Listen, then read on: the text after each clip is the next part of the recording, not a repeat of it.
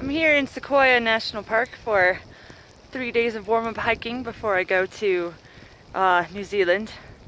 And I made it here to Heather Lake, which is this white flat spot on the ground behind you. Yeah, it's not much to look at.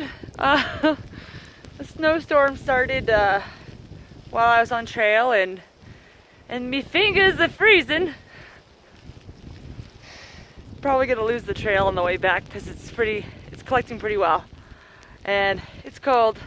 I could keep going to more lakes, but they're probably gonna look like that.